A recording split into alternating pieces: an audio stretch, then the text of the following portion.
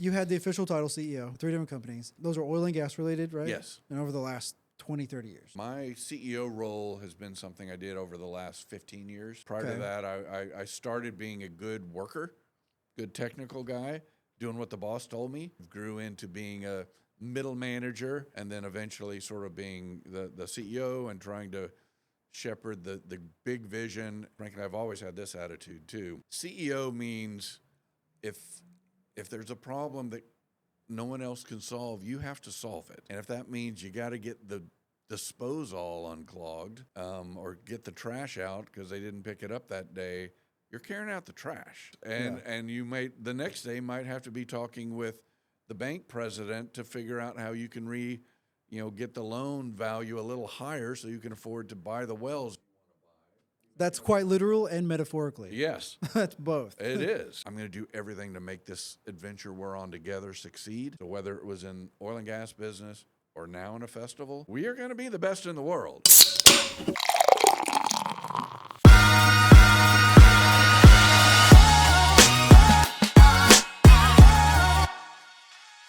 Welcome back to another wonderful episode of the Bruising Business Podcast. I'm your host, Braedon Kruse, and I've got a special returning guest with us today.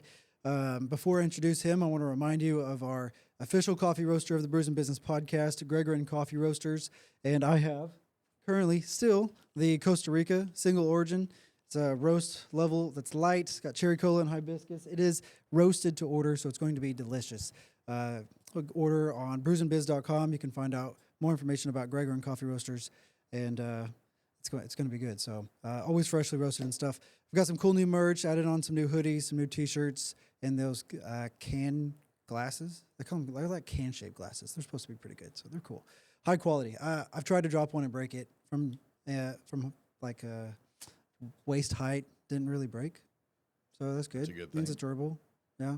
So no cracks. So I'm not going to test it, but we'll stop there. So we'll be good. So without further ado, Don Burdick, how are you? What's up, man? Good, man. Good to be back with you. You're the Irish Festival guy. Apparently. All right. Nonstop. What does that mean? Why? It's such a wild ride if I really stop and think about it. In 2017, I started I was CEO of my first oil and gas company. At how old? No, in 2017. Oh, okay. No, not at 17. Oh. No, I'm not that. No, I'm not that good. So in the year of 2017, in June, I opened an oil and gas office. I played the role of CEO, and we were off to the races to try to build value, partnered with private equity. In September of 2017, I get this idea to start an Irish festival. So I don't know if we talked about that the last time, but I guess I was in a creative mood or something. I'm starting an oil company. What else can I start? And it came from the fact that my wife and I had been going to Irish festivals in Dallas and Kansas City primarily, but there are other Irish festivals around the country, and we'd started exploring some of those. And I came back after being at Kansas City's and went, why doesn't Tulsa have one of these? I said, well, wonder how hard it would be to start it. And thus the adventure began. And Tulsa doesn't organically have very many, quote, festivals unless they're like runs or unless they're hyper-local like Broken Arrow and Jinx and some of those main streets. Like they'll close down and do stuff. I know Broken Arrow does a lot of, I guess, Rooster Days and Mayfest stuff. You know, they do some of that kind of things. But, I mean, even Tulsa does the Christmas parade. Yeah. And they do some other Mayfest activities and things like that, too. I know that, like, there's a couple of organizations that'll do, like, a very drinking-heavy St. Patrick's Day style events. Right. You know, so, like, but there wasn't, like, there's no, like, real festivals. Like, we got the BOK Center with concerts and stuff.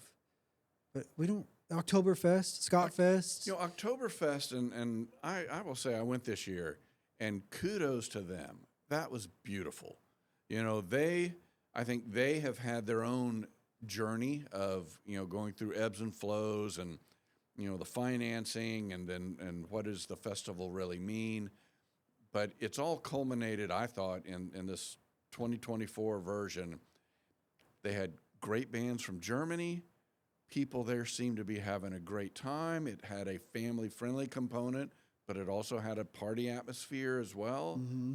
And it was that main tent, I don't know if you went this year. I didn't go this last year, but I went the previous. It's as beautiful as I've ever seen. I was wowed. Did they make it bigger Honestly, or it's that same super giant tent, but the decoration and the lighting, full credit to the Oktoberfest team. Absolutely beautiful. And, I think we've all heard how Tulsa Oktoberfest is one of the top in the country. And this year, that was confirmed with my own eyes. I'm like, yeah, you can't be better than this. And the cool inspiration is if Tulsa can get around an Oktoberfest in the fall, we can get around St. we Patrick's can Day in do the an spring. Irish Fest in March. Yeah. And that's our goal. Our goal with Irish Fest is to be, honestly, we say this, we want to be the best in the world. Now, we know it's aspirational, and we're on the climb, but we are, compared to a lot of festivals that are already out there, we are moving fast.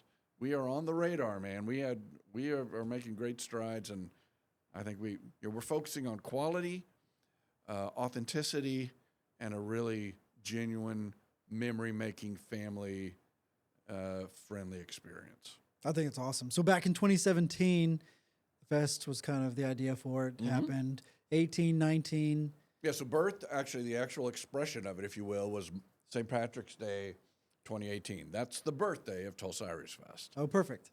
It really was. It was a Saturday event. I love this for the data guys in the audience thinking, how do you figure this stuff out? In December, and you're a media guy and a social media guy, I learned the power of social media.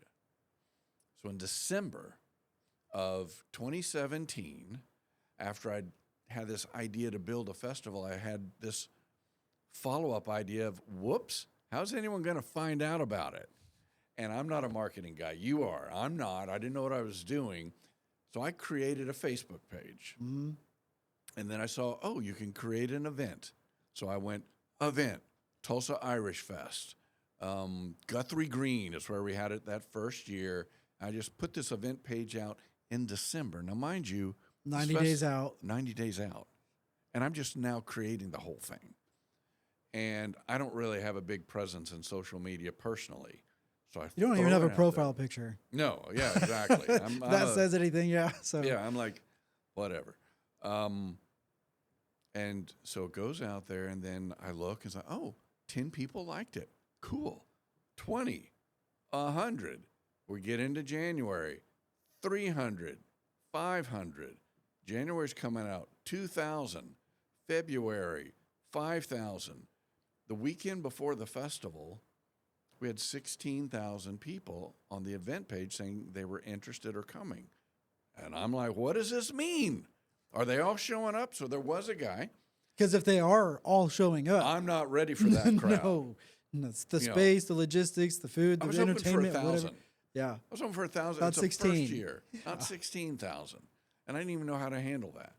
So there was a guy that we had worked with before who had a little more social media knowledge. He said, Don, and you tell me if you agree with this. But he said, generally, with something like that, you can plan on 10% of the numbers that say yes to an event. So 16,000, you may get 1,600. Our reliability rate on the public is 10%. Okay, there you go. So that sure. If that's the thing, guess. I was kind of making fun of it. It's like, can't rely on anybody about 10% of the time. Yeah, so because they click interested on Facebook doesn't mean they're actually going to get in the car and come over. No. Well, the weather was beautiful, and I think we had organic sharing of this, parents saying, oh my gosh, come over. We had 8,000 people show up. Now, again, beautiful weather, but what did we do as a festival group? And it was a formation group. The mantra's always been the same: be authentic, high quality, family friendly, a way to celebrate around St. Patrick's Day. In this case, actually on St. Patrick's Day, but in a way that you feel like you're culturally enriched. It's not a beer bash with a rock and roll band. Mm-hmm. It is much more authentic than that. From food to vendors to music to Kid Zone, everything is themed to make that an enjoyable, authentic experience. And people like that. I thought they would. I knew that's what I was looking for. I mean, there's a time in life where maybe a beer bash and a rock and roll band is all I'm interested in, but I'm not at that stage. And a lot of, so we are the one that the festival for people who are looking for that sort of authenticity. And that gave me the confidence that we had something right. There was a desire, not a need, a desire for this kind of a way to express, and to have fun on a St. Patrick's weekend. And so now we're about to do our fifth one here in the second weekend of March. So, and now COVID affected that too. It did.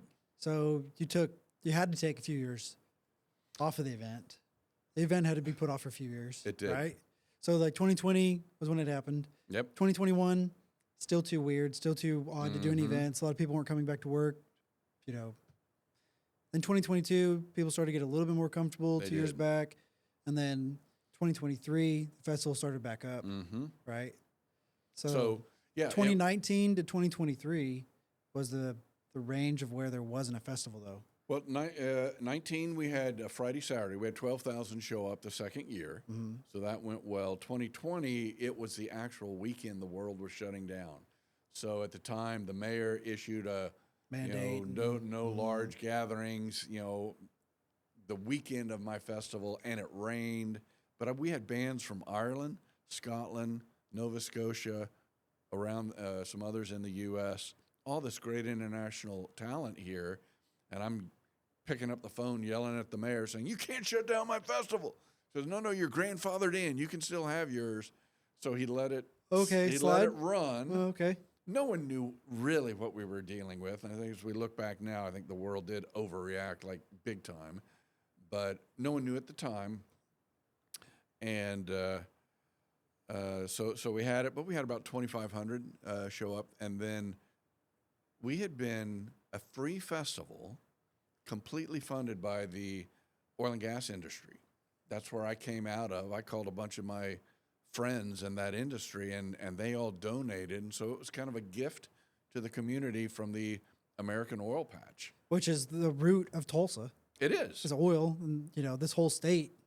It is. And, and there were a lot of new businesses that were around in Tulsa, as well as some historic legacy businesses. Everyone was supportive. It was a great gift to the community. But then 2020 happened. The oil patch has changed dramatically in Tulsa. It doesn't have the presence that it used to have. You look at companies like WPX that are no longer here. I mean, Amoco, which is now the OU Schusterman Center, what used to be an Amoco Research Center in Tulsa, Oklahoma. Major oil and gas companies had their worldwide headquarters here, and now they're all in Houston, let alone the little companies. Really? Why'd they move? Just as political stuff, or the international community just consolidated in Houston. I don't know as to why it all happened, but no, there's a lot of drilling in the Gulf. Yeah, I mean the offshore. It's really, some of it could have even be related to international travel. I mean, a lot of these companies have an international footprint. Tulsa's not. Saudi Arabia and Syria and stuff out there too. I mean, all of South America, Central America, Gulf Coast. So Houston is really more the epicenter for the American oil patch. Tulsa still had a remnant entrepreneurial class, but even that now has shrunk. So we had to reinvent to continue the festival. There were I couldn't get my money from just oil and gas guys. And then as I thought about it, to really be honest, I thought, if it's always free, then the attendees, there's no real vested ownership of this festival. It's like, oh, it's free, I'll go, I won't go, whatever. So we thought, if Tulsa wants it, if they really believe in it, would they support it by buying a ticket? And if so, how much of a ticket? What's it worth? What's it worth? What's it worth? And we wrestled with what's the right price. How much money do we spend to put it on? I was a part of that journey. Yeah, you were, and we we struggled a little bit to figure out what's the right price point, and have kind of learned that for Tulsans, and there are a lot of free things still that they can go to. So to spend money to go, it seems like $20 for an adult is about as much as anyone wants to pay for this kind of a festival. What we did is kind of price it so that if you're buying a ticket at the gate, it's $20. But if you buy it online, you save 25%. It's $15 instead of $20. So big savings doing that. And because we really want this to be a family-friendly event where the family can make memories together, last year, and we're going to do it again this year, if you're under 16 and you're coming in with an adult, you're getting in free.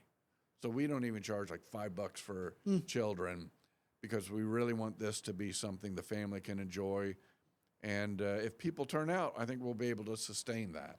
That's one of the coolest things I keep hearing you mention, and that what I experienced last year about the festival was that it wasn't your normal Oktoberfest tent after 9 o'clock kind of festival, and I love Oktoberfest for that. Right. I think it's a lot of fun. I've done the whole penny thing. If you remember that, were you there for that? Yes. Okay. Yeah. You got to cover your cup in the tent. If whoever's listening or watching hasn't been, I think it's just one-time experience. Just do it once. Sure. Walk in, walk out, whatever. And keep your stein covered. Right. So that's why they had those lids. Yeah, and then there's a couple other groups too where it's like I remember one of the groups, they shut down part of Main Street, downtown Tulsa, a couple streets, and they just did like this big beer festival thing down there. Yep, Big Ten. And I remember it kind of getting out of control. The one time that I went, I'm like, this is not my crowd. And they had a bunch of underage kids in there, under 21, and then that was a whole issue with them. So like, there's not like a big family-friendly activity. There's that one in Broken Arrow. That one's free, but it's not really Irish related. It's more just community related, and for a good cause, but not quite the same thing. But just like what you're saying, so I think like the analysis and kind of stuff that you've done over the last years, like completely makes sense why the Irish Festival exists and why it should continue to maintain. And then, I don't think anyone really thinks about the business side of it either. So like, nothing's free. That's right. Even that event in Broken Arrow, it's not free. That's right. Like, it still costs money. Somebody somewhere is paying for it. That's right. Or volunteering and stuff, right? So like, I know the Irish Festival is a nonprofit. Yes. And so, like, trying to balance out. Mostly accomplished by volunteers. Yeah. And then we have, some commercial partners to whom it's their business, and we don't ask them to do it for free. And what we've seen, and you were a part of that as well, is people lean in. There's certainly some fee, but every one of our fee-based partners, I think, has given us more than the money's worth to make this thing happen, because, people who have become believers alongside us, and we're all. I mean, you're a classic example that you are now part of the Tulsa Irish Fest family because you like what we're doing and you're giving your time and energy to this. And you're Irish. So, it doesn't hurt. But you don't have to be. Truly. But I mean, yes, we'll come back. I got a story I want to tell you about last year, but we'll get to that. So there's a whole business side to the festival. It is, juggling like all the different aspects of volunteers, vendors, permitting, the able commissions involved. I'm sure they're deep down in your cup trying to figure out, making sure you're following the rules and are you charging this way and what's that price, and is it roped off, or getting wristbands or whatever it is, and then you've got the security side of the concern of stuff. But the whole Irish Festival, I love how it's family oriented. Back to that. That's really what I was getting at. It's like a little bit of the business, you got to pay attention to it. There's something that's paid for, the sponsorships and ticket sales, and what do people want to pay, what do they don't want to pay, and all that stuff. And then the other side of that topic was, I love how it's a family event. That's right. Like, it really did. I feel like it did a great job last year I saw so many strollers. Yes. Making it family activity. And I loved that, like, I could invite people and know that, like, it's going to be clean. Yeah. We're not going to have half-naked people running around. Right. And nobody throwing up on your shoes or whatever kind of stuff. There was a woman last year, Beth Hawkins, who you may know, but Beth's a videographer and and photographer and all of that kind of thing. But Beth has been a friend, former Channel 2 reporter. She's been a friend for many years, and she came to the festival with her kids and filmed her own children kind of as that her family was making a memory, and then she kind of put it out there. And I remember just watching Beth's video of her family, of her kids smiling and dancing it to the music, being able to dance in the room with the adults and not fear they're going to get trampled on, seeing the animals, grabbing something to eat. And she crystallized this experience where she said, I'll paraphrase, but it's to the effect of, my family made beautiful memories together at Tulsa Irish Fest. We can't wait to come back again next year. Yep. That's the kind of story and testimonial you want. It is exactly what we want. We want people, wow, it's so beautiful. And then, I got into it really because I love the music.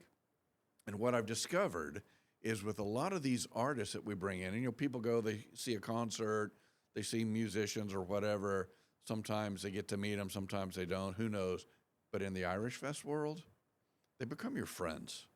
These musicians, these artists, these bands, and we curate that, I will confess. We curate to get good people, but they're very talented international musicians who are also just really good people. And if you want to say hi, get an autograph, listen to them, like you hear them one night, you like them so much, you come back the second night, they're your buddies, you're following their tours on social media. Playing their guitar after the concert. Yeah, jamming up at the hotel or out in a Shout lawn out Hotel chair. Brute. And you come away, because this happened to me, and this is why I'm doing this. I came away feeling like, wow, they're nice people, and they're kind of my friends. And I can't wait to see them next year. And they do that for everybody. And so if you do come to Tulsa Irish Fest, take time to say hello to the musicians, shake their hand, get a CD. It's not like a normal concert to where I can't talk to them. Exactly. Okay, so if I go to the BOK Center, to see an artist or something play, right, the odds of me seeing them are pretty 1%. low. And there's a bouncer that's going to keep you away. Yeah, and then they hide out the back. So is that important to be able to ask the artist to go mingle with the community? They want to do it. That's Okay. what I've noticed.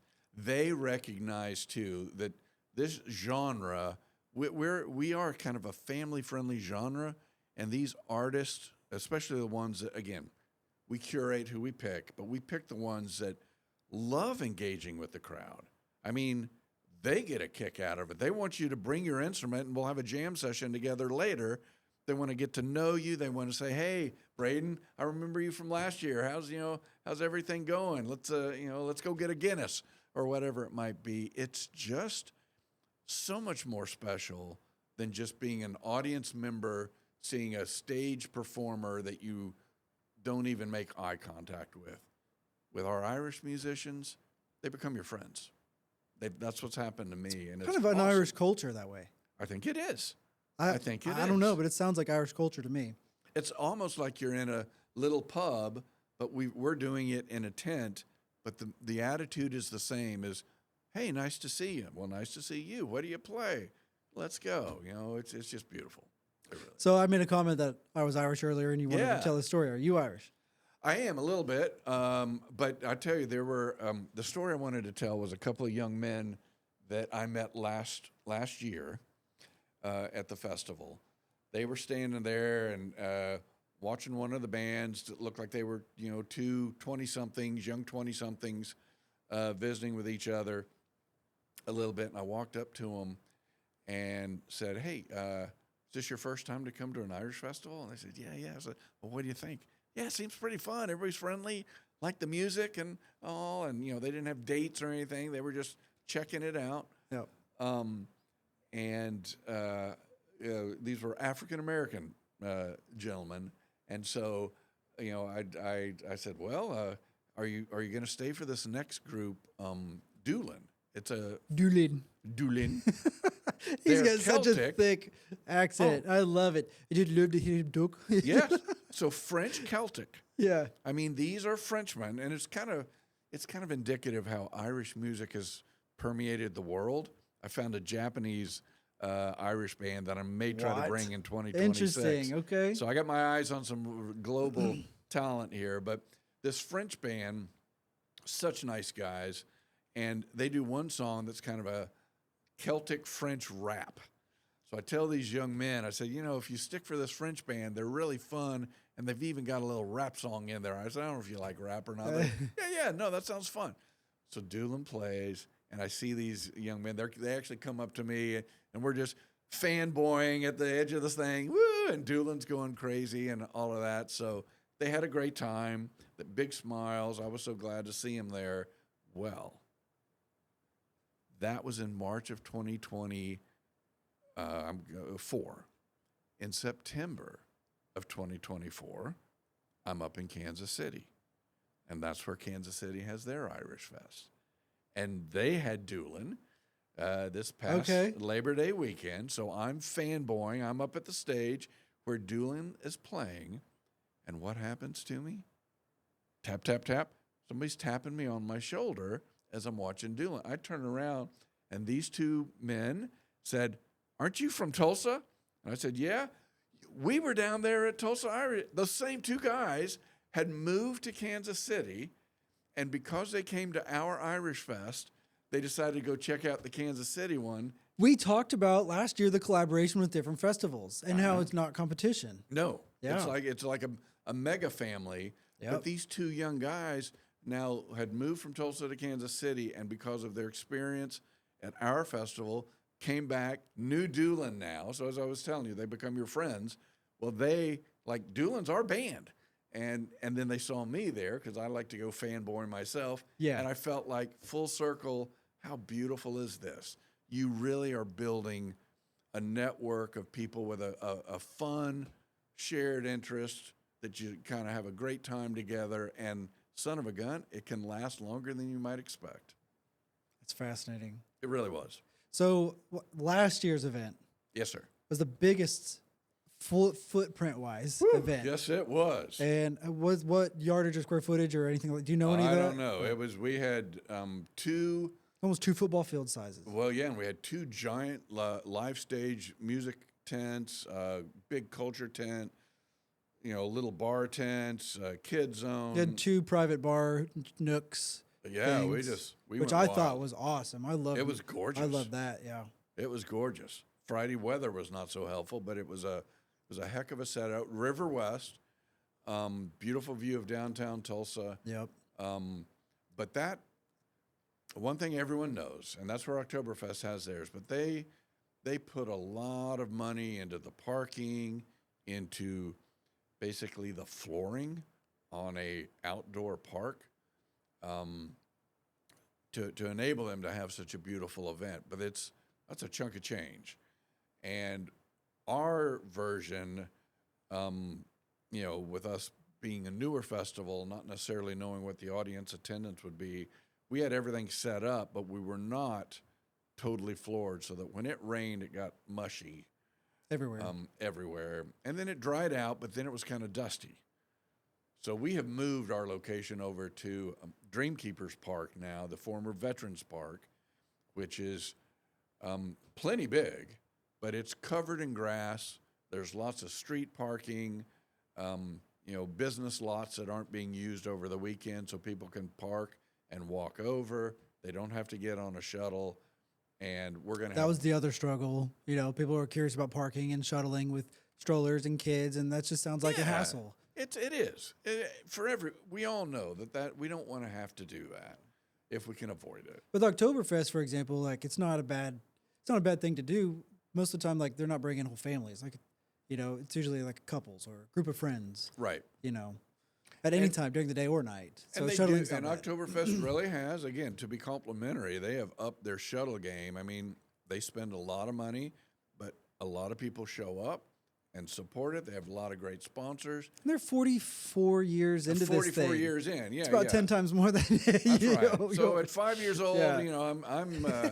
I'm just glad at least I'm on the playing field and delivering a great experience. Yeah. At least you can do it continually another year. That's right. Another year. And that and that's you're a businessman too. And as you think, we talk about these festivals a little bit about who funds them and how does this all work. And the truth is, if you don't manage your financials, very well, then you can have a great 1-year party and then you're gone. And I don't want to do that. I want this to be a 50-year life festival, something that Tulsans say, yo, yeah, we have a great Irish Fest and a great Oktoberfest. But to do that, we have to have two things. We have to manage the finances perfectly, and we have to have the support of the community. And if we do, we're going to build something together that I think we'll all be proud of. Okay. What do you expect for this year compared to last year? Man, I'm outside of the square footage and kind of you downsized a little bit. So we still have the same giant tent. Still the same one. But we're just the going to Dublin have tent? one. Yeah, the Dublin tent. The Dublin tent. Dublin. We'll still have the same giant tent that we had last year. Beautiful stage. Still same kid activities, the same like vendor row, shopping row. Oh, and vendor row is going to be even better. Is that what you're calling it? Is vendor row? Yeah. Okay. What is that? We really should call it, I don't know. We've got You got to find 40. a street in Ireland. Yeah. Find a street where there's a bunch of shopping and then name it. It's kind of like, Grafton Street is really what it's almost going to be like. So, or there's, I forget the street in Galway. What we've done is we're going to shut off that little street, that little piece of boulder there at 21st and Boulder, not the main drag, but the little as soon as you come off to the side street where it connects off to the side, and make that sort of the vendor row. So vendors on two sides of the street, and then the whole street's going to be lined with those beautiful, warm, glowing string lights, kind of like you have right behind you. So we'll have that warm glow. And they do that in Galway. So we're kind of copying what we saw in Galway together to give that same kind of vibe. Trying to bring Ireland to Tulsa. That's really what green country to green country. There you go. Okay. and then we curate, our vendor team really curates quality vendors. We want people who are makers generally. They've got the Celtic theme, so jewelry, woodcraft, smithing, right? Smithing. We will have that as well. Which I thought was so cool. Oh my gosh! To watch them with the hot coals and the steel or iron or whatever they had, and then they're ding, ding, ding, Salt Fork and they're like, craftsmen. you can buy it, right then and there. So like they can make it for you, and then you can pick it up over the weekend or whatever. They add such charm to the festival. They're such good people. Again, I mean. I remember getting some good shots of that. Yeah, that was cool. Yeah, just a great situation. So, we're gonna have kind of the Grafton Street. We're gonna have buskers again.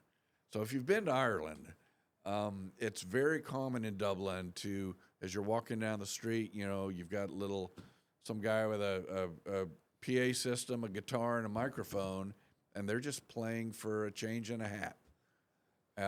We had that last year. Oh, so you did that last year. We did. Yeah. When I saw that, I was like, what's going on? I was like, what's going on? And I met a couple of good artists that were over there. So we have actually, and just the other day, I had a new group reach out to me and said, hey, look, do you have any room on your main stage? And if not, can we busk at your festival? And I said, the main stage is full, but yes. So they're going to come, and it's very organic. What we tell them is, okay, who are you? We know, that you're coming, and they come, they set up, they play, they leave on their own schedule, and we just like you could on the street, and that's really good to give upcoming artists a place to be able to play where there's people. That's right. Because if they just go and play in front of the Woodland Hills Mall, they may catch a few people, maybe they're more likely to get kicked out. Yeah, they go play on the streets of downtown. There's not a bunch of people that are going to stop and give them a few bucks or watch or whatever. But those artists I remember last year that did that. I stopped by and I was like, oh, this is cool. I took pictures with them and gave them some tips in their bucket, or whatever it was. Yeah. So and again, if you're a green country area Celtic musician of any kind and you want to kind of get out there, reach out to the festival website, TulsaIrishFest.org. TulsaIrishFest.org. And you could Google the name by now, and it's crowding the internet. It's we show up very quickly. Which is perfect. Yeah. We'll have that kind of thing. Culture again. We got some great culture speakers. Yeah. Great kid zone. Animals, sheep herding dogs. Oh, and Braedon, we got a new feature. We got a new exciting thing that we've never had, and I think this is going to be a lot of fun. We're going to have a live rugby match. Oh, yeah. On the festival. Is that an Irish thing? It is. It's the number 3 sport in Ireland. Okay. Rugby. I was told that I look like a rugby player. You do kind of. You could probably be a rugby player, I would think. So, a bunch of stocky, strong, tough guys, right up your alley. So we have been in conversations with the Tulsa Rugby Club, great group of men, and they got so excited. We're going to have an official rugby pitch, and the team from Dallas is going to come up to Tulsa. Oh, cool. And okay. the men are going to play in a real sanctioned match. This thing is not show. Refereed and stuff too. Refereed, and they're playing. It's not just some guys throwing the football. They're playing for their win-loss record, man. This is part of their season. Oh, yeah. It's that legit. Okay. That legit. And so they are so pumped. And then the women's rugby team, I didn't even know we had one. As There's there a should Tulsa be. women's rugby team, and there's a team from Wichita, Kansas, that's going to come down and play them. So we're going to back-to-back rugby matches. That's cool. And then there's a new fun wrinkle. There is over in Europe, it's called the Six Nations Rugby League, sponsored by Guinness, and it is 6 countries that have their teams play each other. Well, on Saturday morning of our festival at 8:15 in the morning, France plays Ireland. Now, you may have heard me say, I'm bringing Doolin from France. Yep. We have 2 Irish bands. So what are we going to do? Watch the game. Breakfast with rugby. And 8:15 a.m. Get Doolin. With Doolin on the rooftop I'll never of get the tired of that, Brood man. Hotel. So imagine watching this game. You've got people from France, people from Ireland cheering. You're with them. You're having an omelet and just getting into the whole fun of it all. Where are you going to watch it? At Rooftop of the Brood Hotel. Okay. 7:15, like early in the morning, 8:15 Saturday? in the morning. That's when That's March 8th. March 8th. Yeah, okay.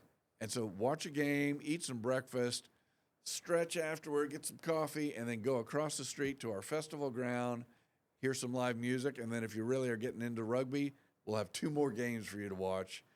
It's just going to be a hoot. What's cool, too, is this time, the Brood Hotel and the festival are within walking distance. There we go, right across the And street. I don't have to get a shuttle from one to the other or Uber from one to the other or walk across a bridge where it's really dark or could be cold or wet, rainy. It could be. But right now, I've been looking at the weather. It looks like it's going to be 60 degrees and partly cloudy on Knock Saturday. on some wood.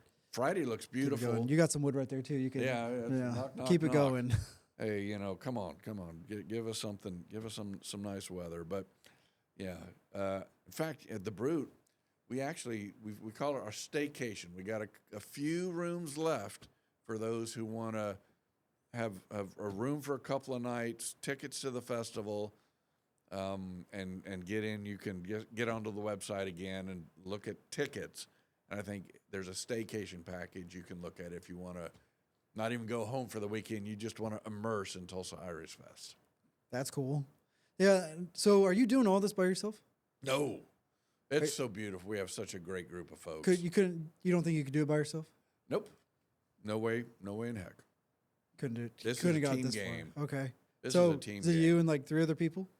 25. It takes 25 people to do Well, this? that's just the committee chairs. Oh, wow. And then all the volunteers. No, that's another thing, Braedon, and you know some of it. It's so rewarding to as just the guy who sort of got this crazy idea. And so rewarding though to see folks who say, "Man, I like this vision. I share in it. I'm a co-owner of this vision." And there are 25 men and women who are taking their piece, the food trucks, the vendor row, the artist experience, the logistics guy who gets us porta potties. Everybody has that's on this team and is volunteering has said, no, I'm going to make this the best in the world for the part that I'm working on. Oh my gosh. It's like building a world-class business with people who are leaders who actually aren't being paid. Their payment is if people come out. 2-part question. Yes, sir. Why are they volunteering and giving their expertise? And second part of that, why couldn't you have done this with fewer people? Why do you have 25 people managing 25 different minds, bodies, what entities, whatever it is, right? I mean, it's a decent amount of work. So it's I tell you, I think the short answer to that is, with the desire for this to be one of the best in the world, the only way that happens, it can't be one individual's vision, because that won't be enough. There has to be a lot of people who are sharing in this vision, and more than even sharing, they're owning their part of it. Mm-hmm. So by whatever grace of God or whatever, that the men and women who've come together to get behind this festival and to make it their passion play, if you will, and to be just so dedicated and so capable. I think that's why I think we have a chance that this is really going to happen. People, and it's, if we're honest, it's a silly festival. Okay, let's not pretend like we're changing the world. We're not, but we're doing something together that is of quality, that does help people build, share experiences and make memories together. And there's enough, I don't know, maybe it's the culture of Tulsa or what, but we're all doing this. We could probably say, yeah, why am I working so hard for this thing? But I think it's because we're creating something special. And that's a journey that it's exciting to be a part of. That in and of itself. We're building something very, very special together. And I will say that you're like, oh, could you just do it alone? Well, if I did and I lose my mojo, then it dies. But if there are 25 equal owners, and then we grow to 50 and we have more people that come in and maybe they become assistants to chairs and they take ownership of this alongside all of us, equal ownership, then it's going to make it, because we're going to have a team that is stronger than any individual, if you will, and that's how this thing lasts. So they believe in the vision. They do. Step one, believe in the vision, and as a CEO, a former CEO, whatever. Don't downgrade that. Yeah. Own that. Yeah. Yeah, sure. So by title, if you got a good heart and soul and you're good at your job, good CEOs are important. As a person who is happy to take that leadership role, mm-hmm.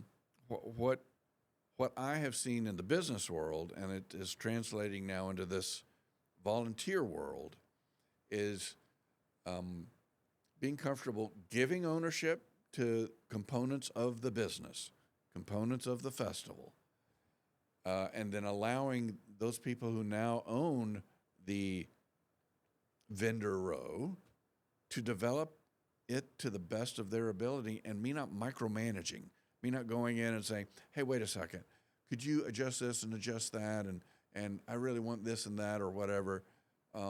Do I have my own ideas? Of course, I have my own ideas on the entire thing, but when you empower, and this does translate into business, when you empower people to own and lead in the part of the venture that they are responsible for, take ownership and let them execute their ideas, that's so much better than one person just trying to force everything everywhere. So they really are owners, and they do things their way, and it all blends together. So how do you get everyone on board? And how do you get them on board, and how do you keep them on board? And I don't know if that can necessarily be copy and pasted for different organizations. Right. Or maybe, is there a science? Do you have a science that's unique to you? I don't have science. Is there I always make sure that when I'm putting together this organization or a group of people that I first cover X, Y, and Z. And I always want to make sure that I continually remember every 90 days there's a scientific method to it. Or do you just have, honestly, some special power, some special gift where people just cling to it and they just want to follow, and you don't even really have to sell it. You just think about it, and you just have this optimism, finesse, or whatever you want to call it, this magic to your personality, to your charisma, to where it's just like, I want to work with Don. It's funny. I've had more than one person express this to me. They were like, Don, your passion sells this. I've had a lot of people kind of use almost that exact phrase. You know, it's your passion that gets me to want to be a part of it. I would agree. Okay. And I can't make up my passion. It's got to be real. And people can tell if you're faking a passion, if it's not authentic. And yeah. So that's probably a part of it. Any of us who become passionate about whatever it is we're doing, I think that is contagious to other folks who like to pursue things that somebody believes in. Mm-hmm. So I think that certainly helps. And then I'm back to just in my life realizing that, okay, if I'm passionate about a big picture and comfortable about allowing people who come on board and share in it and let them exhibit their passion on their part of whatever it is we're doing together, let them own it, to go back to that phrase, and not feel like I have to I loved how you let me do that last year. Yeah. And I felt like you didn't micromanage me on it, but we collaborated plenty of times. Yeah, there was times to where I was like, I need direction, right? Because like even I was like, and I'm sure there's still members this year, and there will be every year to where they were like, hey, I need some direction on this. Yeah. I can execute on it, but I don't have the vision like you do. You know, like how do we paint this picture? And like, okay, well now I can go execute on it. So, okay, so leading up to that thought, when you had the official title CEO, more than once or at one company? 3 companies. 3 different companies.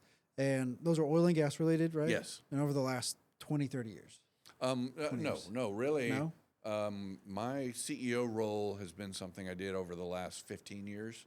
Prior to that, I started being a good worker, good technical guy, doing what the boss told me, trying to be really good at the assignment that I had.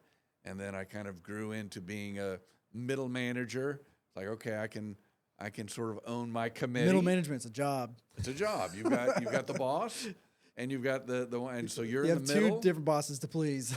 Yeah, and so can I execute well on my piece of the bigger business? Yeah, and then eventually sort of being the CEO and trying to shepherd the big vision. And frankly, I've always had this attitude too. CEO means if there's a problem that no one else can solve, you have to solve it. And if that means you got to get the disposal unclogged or get the trash out because they didn't pick it up that day, you're carrying out the trash. You also might be making that's quite phone literal call. And metaphorically. Yes. That's both. It is. And you the next day might have to be talking with the bank president to figure out how you can get the loan value a little higher so you can afford to buy the wells you want to buy. And it's all of that. You have to sort of say, okay, I've got great teams and everybody's doing their part, but if there's a problem that someone has difficulty with, I don't say, well, solve it and come back to me. I say, okay, let me get with you and let's solve it together. Or if you don't have any ideas, then I'm like, then I'll stay up all night and I got to figure out a solution because I said I would take on this role and I got to do it. Doesn't mean that I always get it, but it means my ownership is I'm going to do everything to make this adventure we're on together succeed. So whether it was in oil and gas business or now in a festival, by golly, we are going to be the best in the world. And I don't know how we're going to do it yet, but we're trying and we're on the climb. Part of the CEO's role is vision and direction. It is. I agree with you. And I've heard, too, that some of the best CEOs are more jack of all trades. And they can shift between the different functions of the business. But there are some CEOs that are more specialized in certain parts of the business. Right. More seasoned in certain parts of the business.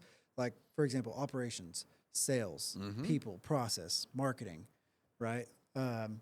Vision, growth, planning, strategy. Like sometimes a company would hire a CEO with that kind of track record of that particular segment of the business of what the organization needs to grow into. Right. Right. So like we need more vision.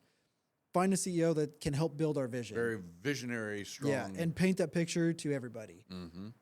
And eventually that CEO will run its course, run its contract, he'll be out, and a new CEO will come in. And hopefully, if a company can retain a CEO and be more of a jack of all trades and really execute properly on all those different aspects of what I don't know a better way to say it, but well-rounded CEO. Sure, yeah. And then, Q1, they may be focused on marketing. The next quarter, they may be focused on people. The next quarter, they may be focused on liability and at risk and asset assessments and protection or whatever. And then the next upcoming quarter, they may be focused back on marketing. The following quarter, now they're going over to increasing in product and quality and service or training or, right? So, and it takes longer than a day. Like, even if you sat down and worked on a new doc that need to be revised for part of that company, you can only get that so far. So let's say you're able to get it 60%. It's going to take 5 other hands to get it to the other 100, or even 5 to get it to the next 80. Right, sure. So, and I feel that I think too, a lot of CEOs are there that role is there to they're basically firefighters. They're there to deal with all the headaches, to solve the problems that nobody else can. CEOs are owners. Maybe not even owners, because owners can only they're like, I just started the sucker. I can't run it. Yeah. I just had maybe the money, or I maybe had the original idea, and I took it here, and now the company and the people in the organization take it the rest of the way. Yeah. Like the owner of Starbucks, owners, the board, or whoever you want to call them, they probably don't know how to answer certain problems that the current CEO does. Right. Yeah, there's sort of, in corporate cycles too, there's some stages. There are founder CEOs that sometimes do have this creative passion, energy. They're builders. They're great at making something out of nothing. But maybe they're not sustainers. Maybe their talent is getting these problems solved and getting things moving and working. And then when it's going, I'll put myself in this box. They maybe can lose their mojo a little bit because it's boring. It's like, all right, everything's working. Yeah. All right, well, I don't have any fires to put out. We've kind of got no fires. Which is good and bad. It's good and bad. Because fires usually will point out an area that needs growth. Well, and so right? It's kind of then around, there are other CEOs maybe who are very good executors.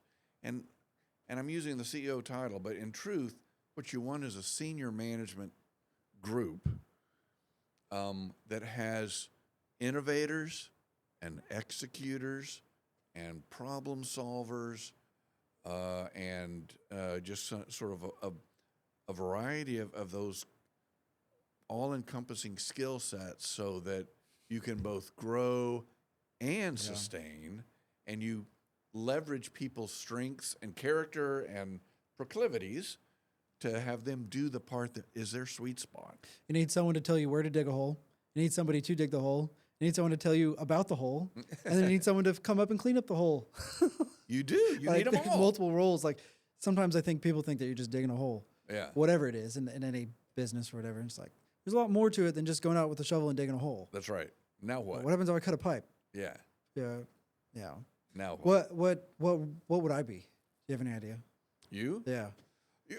You're definitely a builder. I mean, I certainly see you've got that builder mentality. You have gone through, from what I've, in coming to know you, you've been creative more than once, and you are a builder. But the beauty of being you're a builder who has been, as I can tell, in the weeds. So you know the components of what you're building. You've done it. You've executed. You've been the grunt on the line, if you will. So I don't sense that I'm sure there's some things, like in any, that you're not the expert in. Yeah. But I bet if there's a break in your organization, you have the basic skill sets that you can go in and fix it.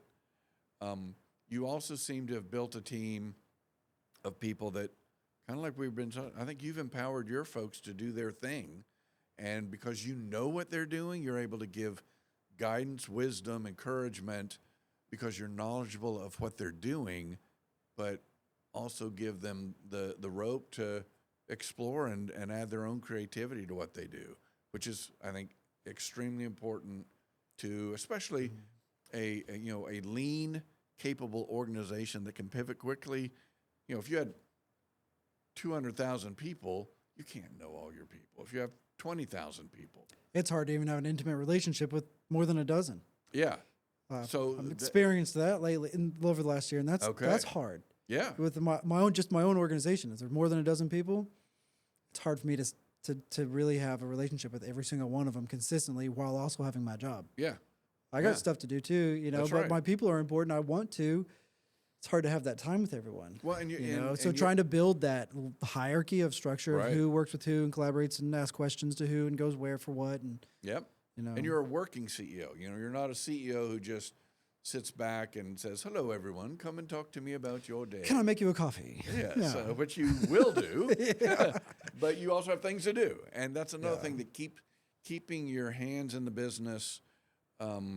And I did that as well in my roles. You know, you do have that day-to-day function, if you will. You have responsibilities that you have to execute on, and you have to drop in and solve problems when they arise, no matter where in your organization. So no matter what time. Yeah, it's not a Time of day. you know, people. Oh, CEO. It's not the 9 to 5, man. It's the 24/7. Because even if you're not working, you're thinking about it. You know, you're in the shower in the morning going, how are we going to fix this thing? Did you know, I haven't used it in a while, but there for a time I bought a shower marker.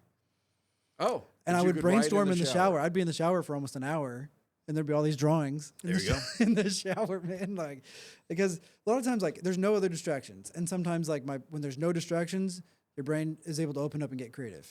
And sometimes I'm like, when I'm creative, like, you got to take advantage of that moment where your brain's in that space. I know. To just explore and sometimes wonder and think. And then I'm like, I don't want to lose these thoughts. And sometimes I would leave the shower running, hop out, go grab my phone and be like, write down that thought. Yes. And I was like, okay, now there's all water on the floor. This isn't right. Let me grab a shower pen and then I'll just take a picture of it and remember it later. That's a great idea. Yeah. And, you know, it's just a washable Sharpie, a washable marker. Yeah. It's nothing fancy. So Just get a dry erase marker. can I tell you a shower story? Oh, yeah. As long as you're still dressed. Yeah, it's gonna be rated G. In 2020, we all know 2020. Well, I was trying to build a company in 2020. We were, as an oil and gas company, we had a group of about 8 people. We had enough money in the bank account to cover a reduced salary from about January to June. 6 months. 6 months.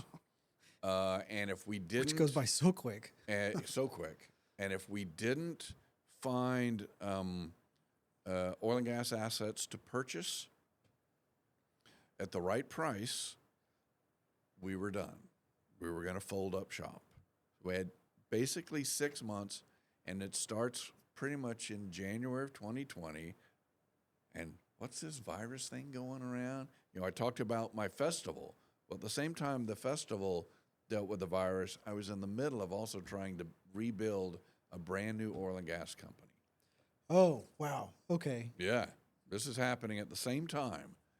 And we ended up finding an asset, a package of wells that we had been studying, we had been throwing bids out. So this was kind of a M&A world.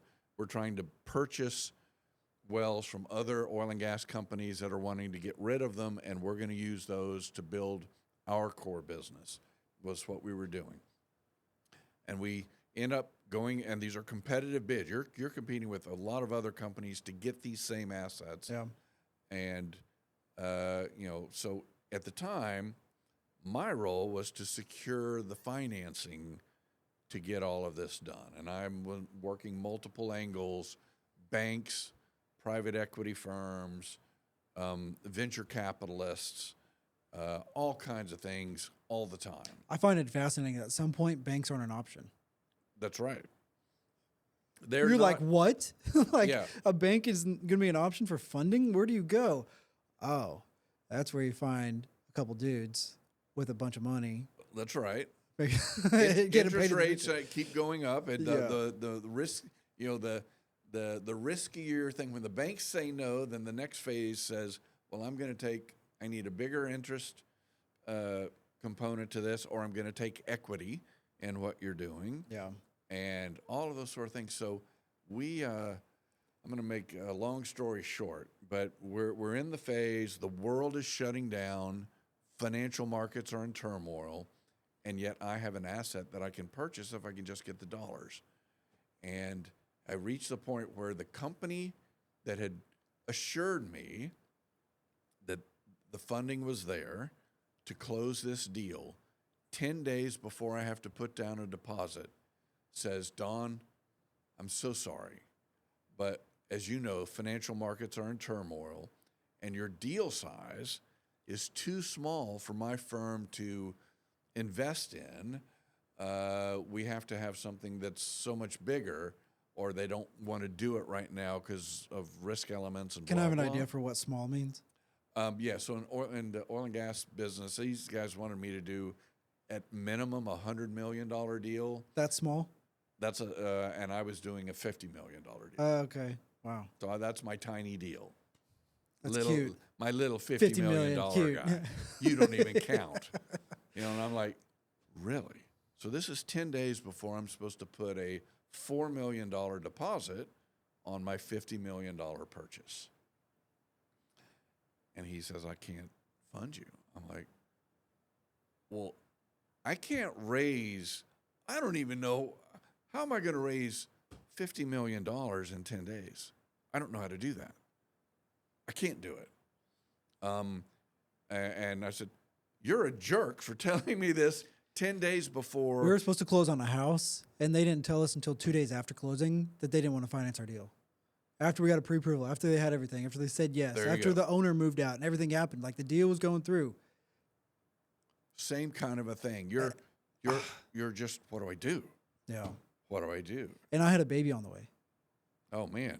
Yeah. So you I moved it. You lived in this world then. No, like when I'm put under pressure, I can move. I move quick. Mm-hmm. Like the weekend before we had our daughter, moved in the whole house.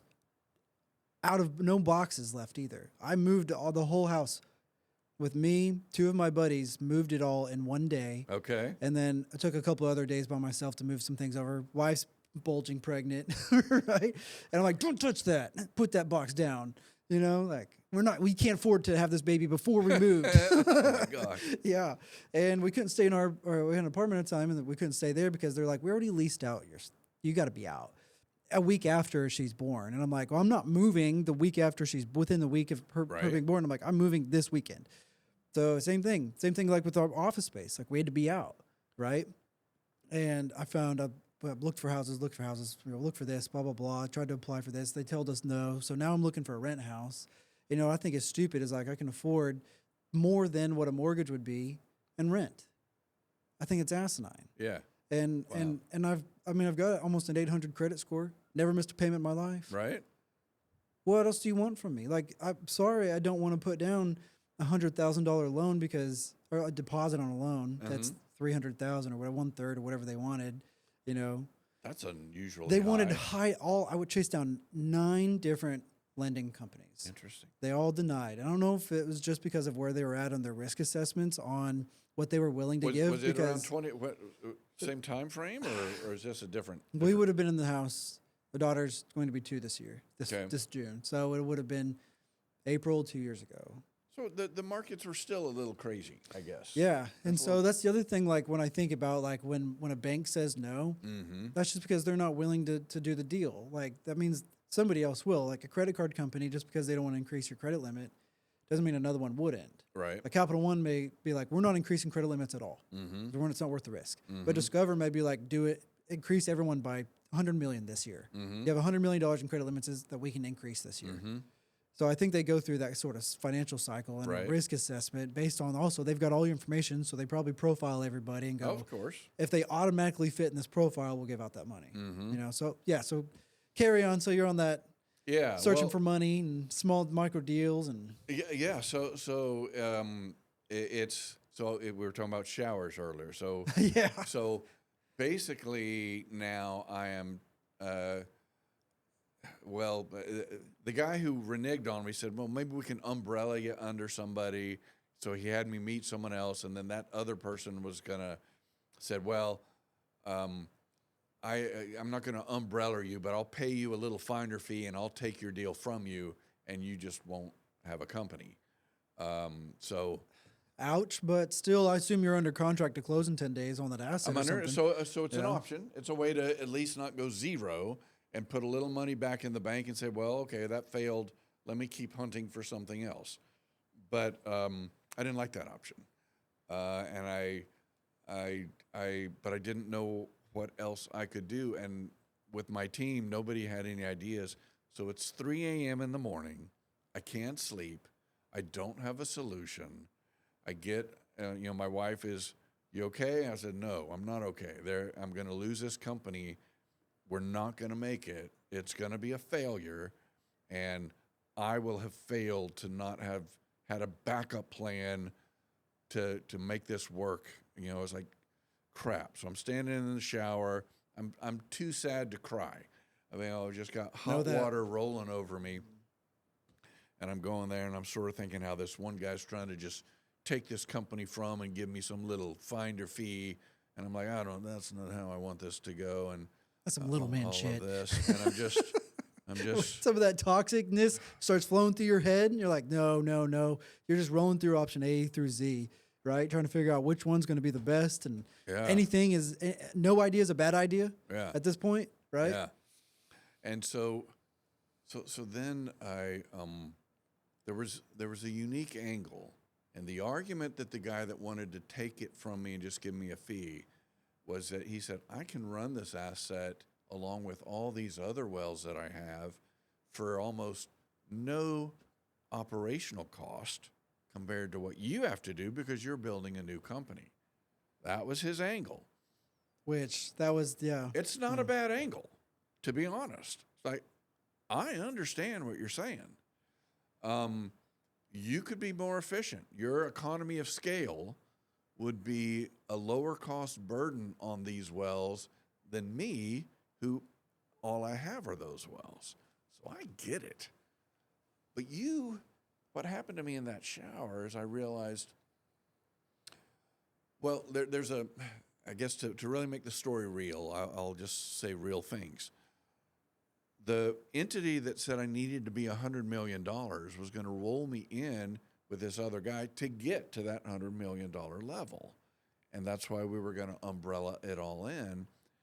And then I realized, but there was a twist because we were going to securitize the asset such that the deposit I would make, I would get back at close. So I would basically have no money in it because of the complexity of this deal. And I won't get into all the details. But it was a fascinating sort of 100% financing. I just had to get through the deposit phase, and then at close I would get my deposit back. And that's where I had my light bulb moment in the shower. I went, wait a second. All I really need is not $50 million. I need $4 million under the understanding that I get my $4 million back in about 2 months when I close. Mm-hmm. I think I can do that. And so I had a family office out in California who was already going to partner with me. And that office was then being encouraged to partner with the new person if I got out of the way and sort of took my finder's fee. Yeah. I thought, I wonder how they're going to react to this.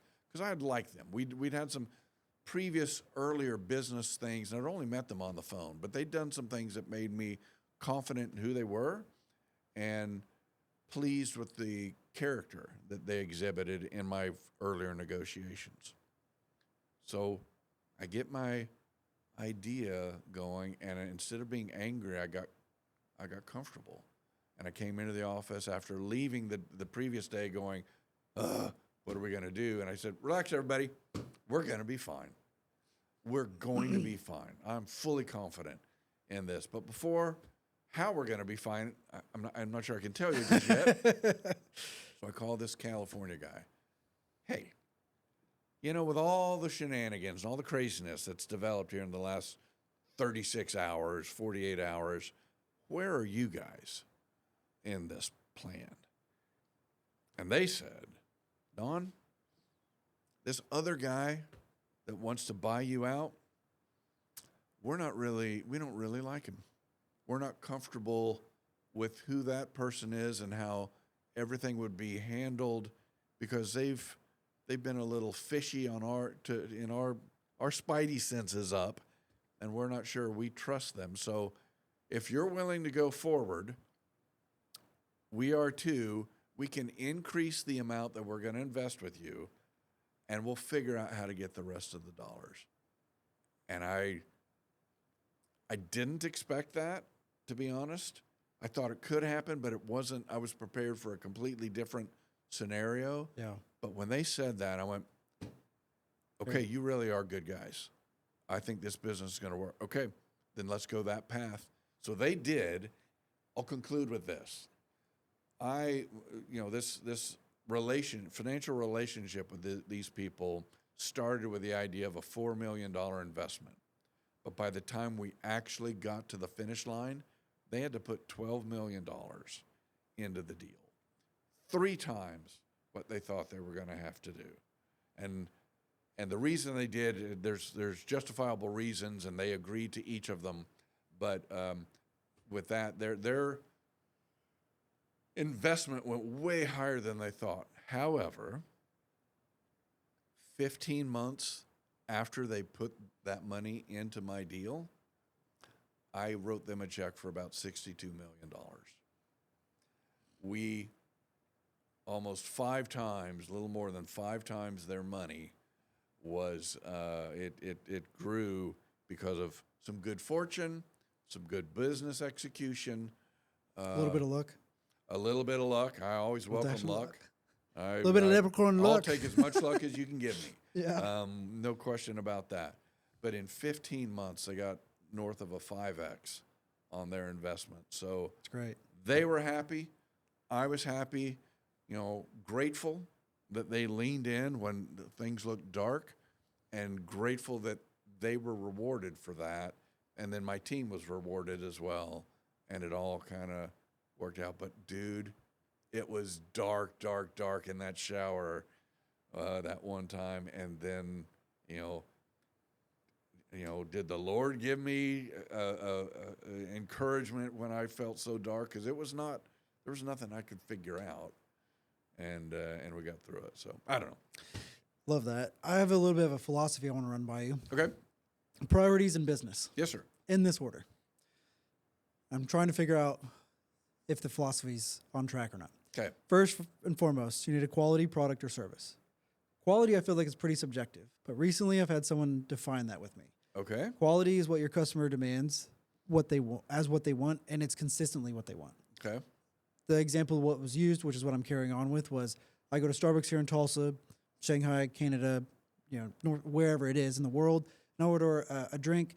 The experience is going to be the same. Mm-hmm. That's quality. Okay. Right? It's a quality product. The service, when I walk in and they greet me and then they give me my drink and it has my name on it, it's quality service. Mm-hmm. Right? So sometimes I have both, but usually one or the other, but sometimes I have both. So I want to make sure it's quality product service and it's consistent. The next one I need is sales and marketing. Because who cares? I can't sell anything if I don't actually try to sell it, and I can't sell anything if no one knows about it. Mm-hmm. So it's great that I got a quality product and service, but now I need to make sure I get people to look at it, know about it, and sell it. Okay. Then I need to make sure I'm making money. Because who cares if I'm selling it, but I'm not making any money? And who cares if I got a quality product or service if I'm not making any money? Do I know my gross, my nets, my COGS? Basic, right? Yep. Then the last one is I need good people and process. And I can't necessarily build out the process and I can't have the people alone. I can't have the people alone if I don't have the sales and making money. Mm-hmm. And I can't have the process if I can't do that with people that know more than I do. Like the reason why you have 25 committee members, right? Because they're also helping you build process. Oh, yeah. Like last year was a big process scale. Like everybody was an inventor. Now they're repeat cut. Now we're just refining. Yeah. So kind of in that order, last but not least, I'd say legal. You can kind of move that legal piece a little bit probably closer to the You don't beginning. want to be in violation of any laws, regulations, et cetera. All of that. That's it. And that's so the philosophy. That's the philosophy. Applying that to what you do. Anything, anywhere, any industry, any business, any size, and if you're starting off brand new, I would say in that order, and then I would say if you're still established at any business scale, those are some of the priorities to focus on, and you may adjust one quarter, move one here, and maybe move legal up to number one or whatever, but you always want to make sure you can provide that same quality product service that the customer wants and demands for it. Mark Cuban says sales drives revenue. Without, drives the engine, it's the gas, right? Without that, you got no business. Yeah, that's right. It's a great idea, and a great product, and no one knew it was there. To buy it from you. Or maybe it wasn't great to begin with. Maybe it wasn't quality to start with. Yeah. Maybe it was a good product, but no one wanted it. Quality. As you throw that out there, this thought comes to mind. I mean, quality. I think of. And I'm going to tie it sort of some Irish stuff. Irish cream. We all know Bailey's Irish cream, right? And so Bailey's is probably a consistent quality product. When you order that, you know what you're getting. Yep. And yet there's other Irish creams on the market too. So the story that's coming to mind is the guy who's the CEO of Five Farms Irish Cream, which is basically an Irish cream made from the cows of 5 selected farms on the west coast of Ireland. And he talked about entering in the business of producing an Irish cream. Now, Bailey's is quality. It's consistent. There's another brand that is consistent, but it's a lower quality. So quality it's a moving thing. And they can sell it at a lower price point. It's also what I would say is subjective to the market, your market. So like, I may be the market for Bailey's. Right. You may be the market for Five Farms. Five Farms may be a $30 bottle. The Bailey's may be 10. Right. There are two different versions Joe's of quality. Irish cream may be 3. So there could be different levels of quality. So exactly. Quality isn't the same across the board. Agreed. It's for the market you're targeting, I guess. Yeah, and that's kind of like someone could be like, well, another festival's more quality, according to you, but there's a market for the Irish festival. Some are larger. Yeah. Some are more partyish. Some are more party, and what is the quality you're looking for? And then, and maybe to that's a lot of the uniqueness of just the human involved in whatever this adventure is, this business, festival, whatever you're doing. We each have our own likes and dislikes, our favorites, our things we're not that interested in. Yeah. And so probably aligning your efforts in the pursuit of quality in an area that is something that you enjoy or get satisfaction out of, because you can conceptually do a lot of different things, but if you don't like what you're doing, glad you said that, then your attention to the quality and your enjoyment of the process, your satisfaction. Yeah, if you're not, and we even can circle all the way back to the passion, if you're not passionate about the pursuit you've chosen, you're just trying to execute to make money. So I spoke at a TTC class that I was in, an entrepreneur class from a decade ago. Okay. Teacher brought me back in, I think a year and a half ago. Oh, fun. To come speak at her class, and I've done this a couple times, and I love it. And I was like, I discourage a lot of people from getting into business. Takes you away from your family. Takes you away from what are your hobbies? Like, I'm redeveloping some hobbies for me, and remembering that I have a life too outside of this. Because if this is the only thing that I'm defined by, who am I?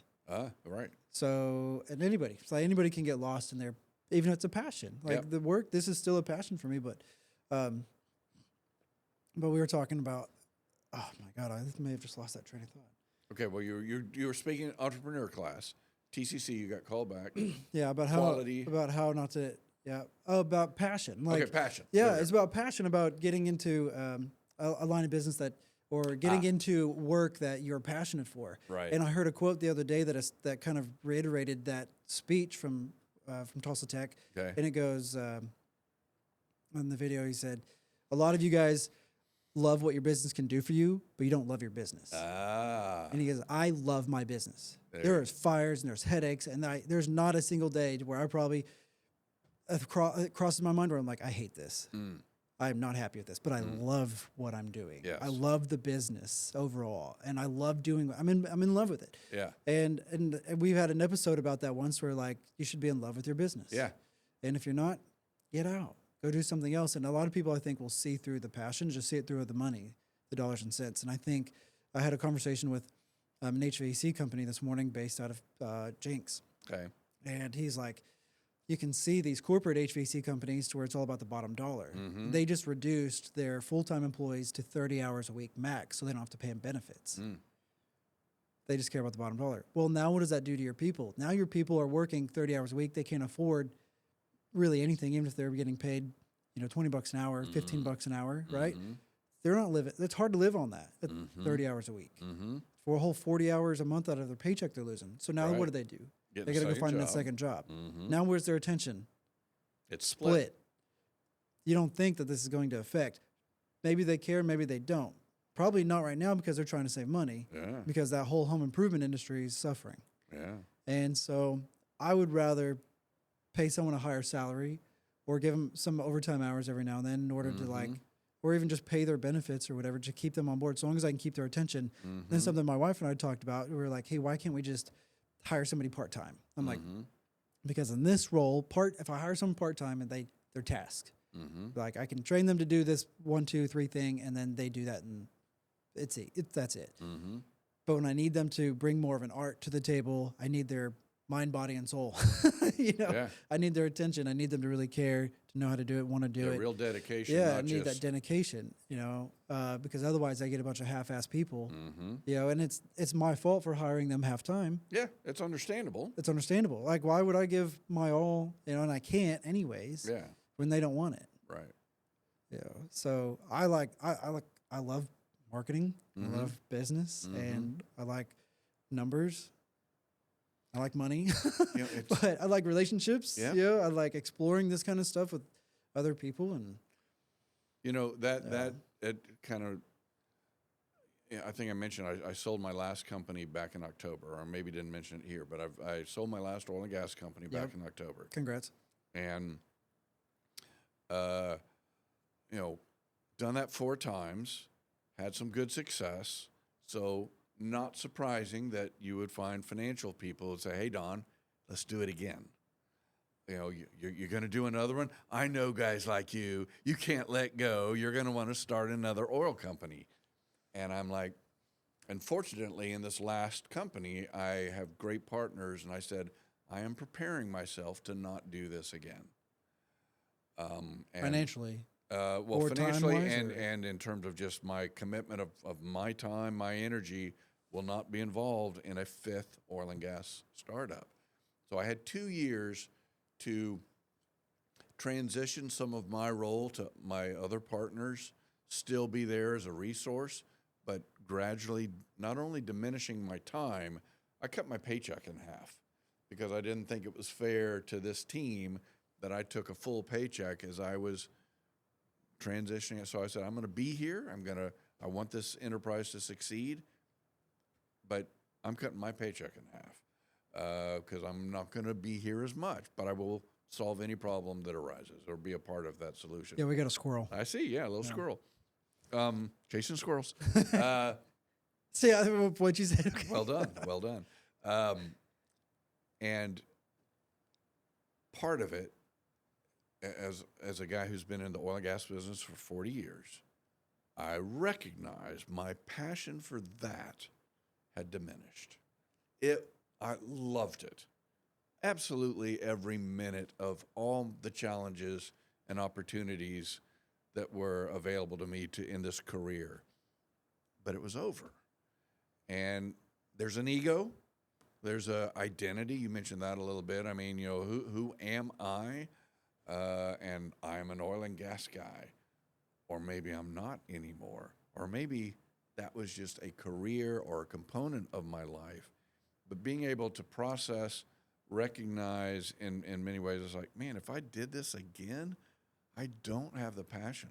So I'm not going to succeed probably. I had a conversation with a client the other day, and he said him and a bunch of other buddies and people he knows that are in 50s and 60s that they've dedicated their life to one thing, and they've lost kind of their identity, and they've lost they're like, who am I? Like I'm done with this now. It's a different chapter or whatever I've done, and that was who I. And that's we know how I identified myself. With boomers and X, especially those two generations, like they went to school, maybe got a degree, maybe if they didn't, getting a degree was a big deal, but when they did, or when they found something, they stuck with it for life.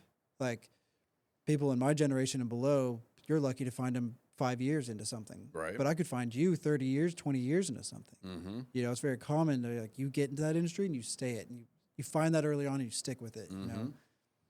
Well, and so as I was letting it go, and I had some of those conversations with people saying, come on, Don, you're going to come back. I said, no, I'm not.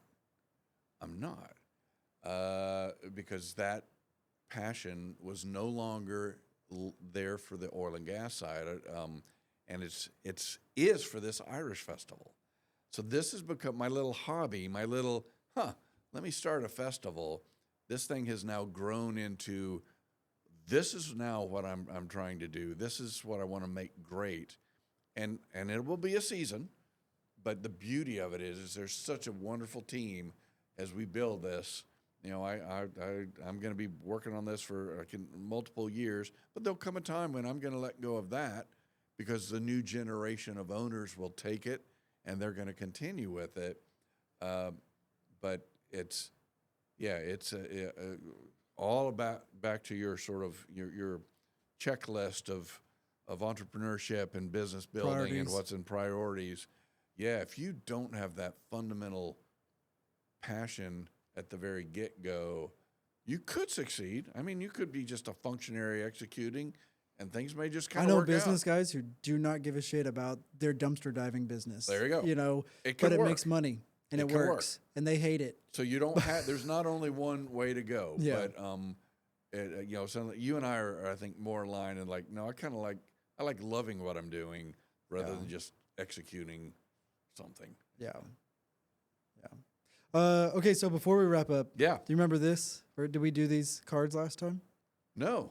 So this is a new to the podcast to where this is probably a good maybe around the 15th time in an episode that we've done this. Okay. And this podcast, The Diary of a CEO, he made these cards from other guests on the podcast, on his podcast. Oh, okay. And it's supposed to help empower the true human connection because a lot of us have a hard time connecting because we're so far on our phones. We're so busy at work. Yeah. We don't have, we lost the ability for human touch. Okay. So this brings some realism to the table. All right. So I'm going to give you this card and you read it out. If it's absolutely difficult to read, we can go through a new one. But every episode, they're different. We're probably halfway through the deck at this point. Okay. So I don't know what this is. So read the card and let's... And see what happened. We're going to discuss this and answer the question. Okay. Yeah. If there was one singular idea that had the most profound impact on your life, what would it be? So if there was one singular idea that had the most impact on your life, what would it be? Parentheses, what's the first thing that comes to mind? Shoot. So it's taking some sort of action that would make an impact on my life. So then I start thinking, what kind of impact do I want? And where? Like, is it at work or is it at home or neither? Because there's different ways that I can make a decision or want to make a decision that would impact different parts of my life. My word for this year is intention. Let me start with that. Okay. So I want to do things with intention. I've thought through it. I've thought about it. It's headed towards a bigger picture. I'm not just willy-nilly anymore. So when I'm talking about decisions or actions to take that'll impact my life, there's a couple that I'm making this year. One, I'm taking a vacation every 90 days. Huh. Every 90 days, a whole week off. Okay. My phone will not ring. I will not pick up. If something could be on fire, and somebody else here will take care of it. That'll kind of get me back to what I did that. I did that 3 years ago. Problem was, I took a whole month off on top of holidays. I took 2 months off that year. I only worked 10 months.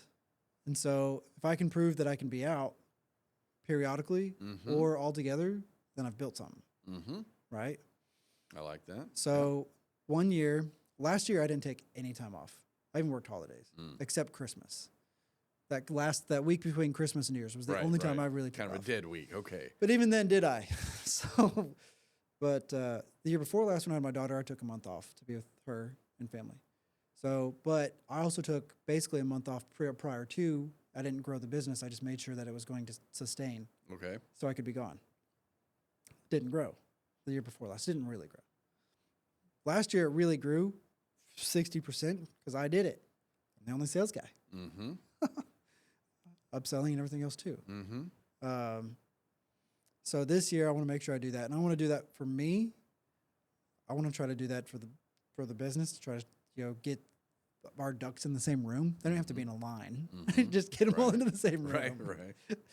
And then I want to do that for my kids and my family. So like, I'm afraid that in 10 years I'm going to look back and regret that I missed wrestling with my boys at night. Yeah. Because they're both 10. Right. And when wrestling with 20-year-olds is going to be a lot harder at 40 than it is wrestling with two 10-year-olds at 30. Even if you could be a rugby player. Yeah. And nor will they probably want me to wrestle with them at 20. Right.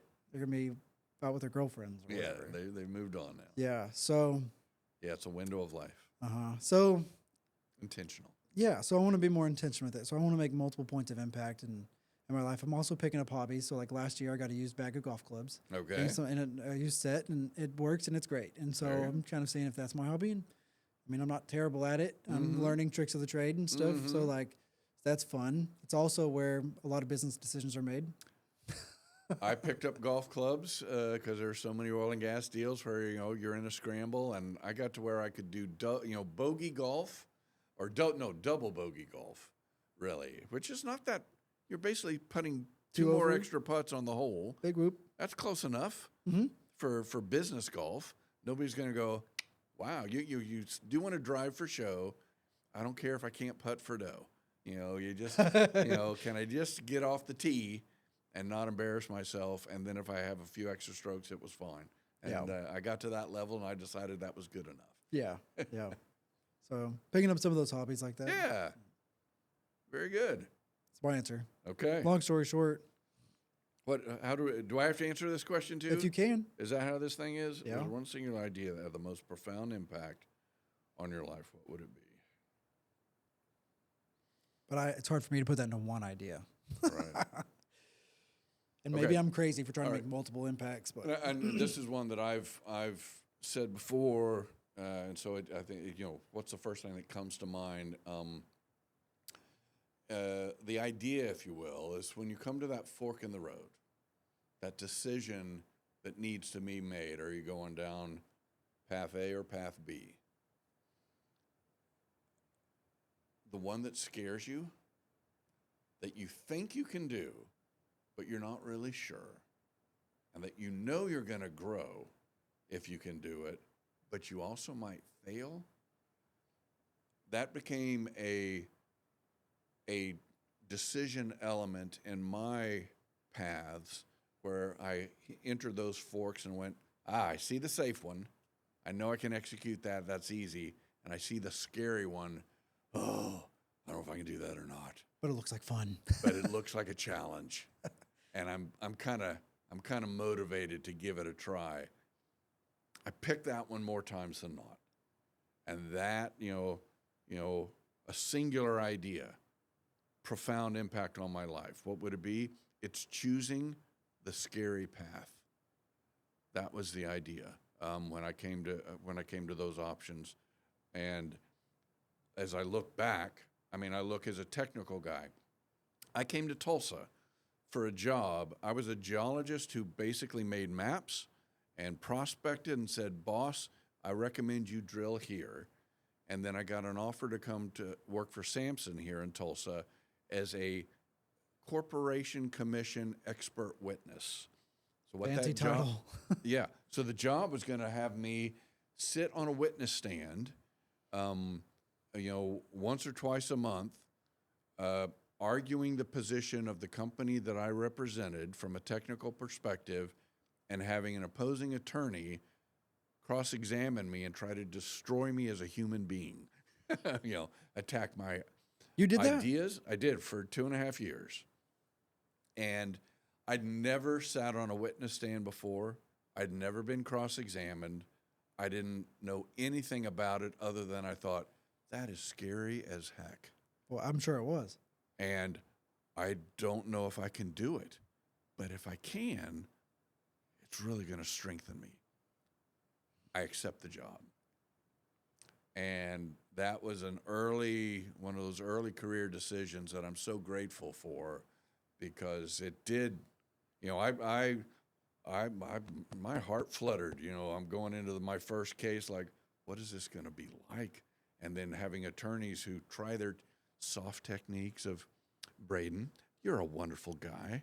And we're talking about you building your business, so you're pretty much of an expert, aren't you?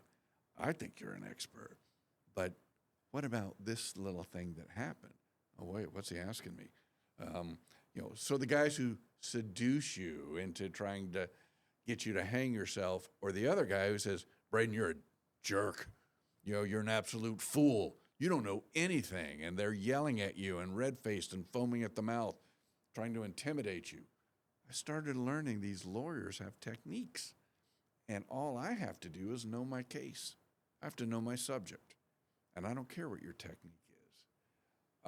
But I didn't know that at the time. I just knew that I would either become a stronger geologist or I would quit and go become a carpenter.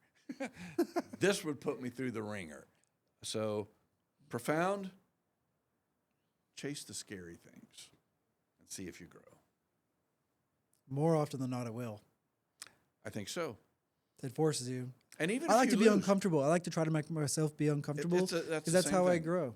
It's It's just like going to the gym and working out or running, or it's going to hurt for a Pushing few more weight. days and then you'll recover. It'll be fine, but you'll become is. stronger every time you do it, or you'll breathe better or whatever. Yeah, that worked for me. Some people maybe picked the safe road and did really well. I'll take that card from There you go. It's good stuff. All right, so give me a shout to Tulsa Irish Festival. Tell me where you can buy tickets, what to expect, how much are they, Man, where to buy social them. media, it really is true. On Facebook, Instagram, Twitter, or X, LinkedIn, the actual website itself, YouTube. We got a YouTube channel. We have 3 of our performances from last year. You can watch Scaryvore, the Scottish band, Doolin, who we've talked about today. Doolin. Their performance. Jig Jam, who we brought over from Ireland. Good one. Their full performances are on YouTube. Is the fiddler coming? Colleen? Colleen is not going to be here this year. Dang, she was good. I know. Colleen was a force of nature. She was a lot of fun. But check us out. Come out. Enjoy it. Bring the family. Help us build this thing together so that we all can say, Tulsa Irish Fest. Oh, yeah, that's in my city, and it's beautiful. I love being a part of it too. Thank you. We're going to Braedon. get that drone shot. Yeah, you are. Oh, thank you. We're gonna, Yeah, I'm you just are. gonna do it. Yeah. It's going to be a good shot. Yeah, well, You need a couple of those too I do. for this year compared to last year because it's different, especially if you stay at Dreamkeepers. Oh, yeah. Yeah. Oh, I think, I can already picture the way you're going to lift that drone over the tents and see the downtown skyline. Or the water. You bring And artistry hopefully to this thing. Hopefully there's water in the river. In the river and not on the festival grounds. Let's not cross that path. Yes. Yeah. Well, Don, appreciate you, man. It's Thanks, buddy. good to get to know you every time that we get together. It's like, Great conversation. yeah, it's always good stuff. Very good. TulsaIrishFest.org. Go buy a ticket. It's a few bucks. I'm sure there's always going to be some deal and stuff maybe introduced if you're on the email list or if you're following on social media. If you want to know what it's about, and there's a plethora of photos and videos and stuff to kind of get you excited for the event and the festival that's coming up and coming too. So I'll be there. So if you're there, come by, say hi. Yeah. And until next time, don't forget to like, subscribe, comment. If there's anybody else on the podcast that you'd like to listen to, learn from, or any particular topics, you can either apply for them or send them to bruisingbiz.com/become a guest. And there's a button on the site where you can do that too. So, so that, appreciate your support, and thanks again, Don. Thanks, buddy.